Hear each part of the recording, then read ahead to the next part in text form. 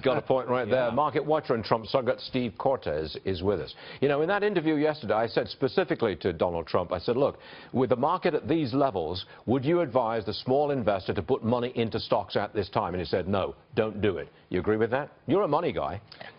Yeah, Stuart, no, I do. And, you know, it's interesting. I think we can connect the dots here between the politics and the financial world, because I think what we see is the stock market is an incredible disconnect. A pretty weak underlying economy.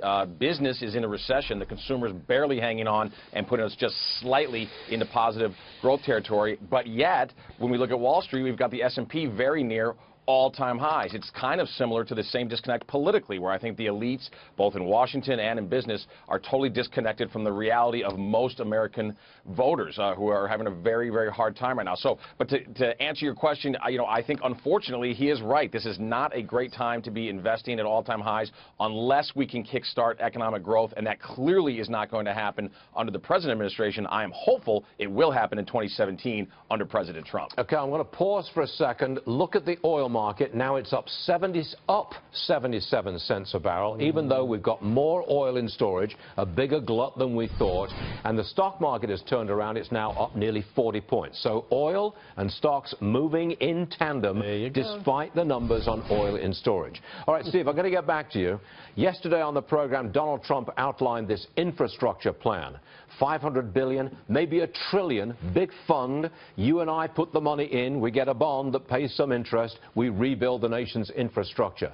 Now, that made some headlines, but I thought that was a wonderful piece of news, a fine plan for infrastructure. But it was just blown away by what the president said about Trump and this morning about the crying baby at the rally. I mean, Trump can't catch a break, can he? Well, he hasn't lately, but he's going to. And I think the American people can see through this fog that the media is trying to create for us. And by the way, that baby, I mean, I think you talked about it earlier in the show. That was a very funny interchange. There was nothing cruel going on there. That's just the desperation of the media. And I think that's what's going on here. The media is truly desperate.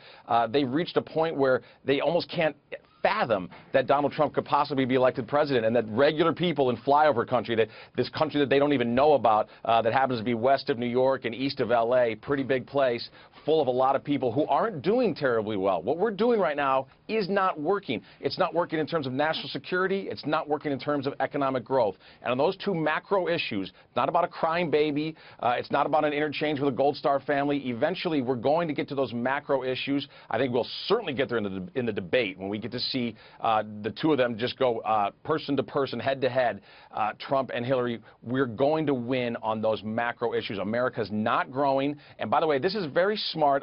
I will tell you, as a conservative, I don't love hearing about massive government spending.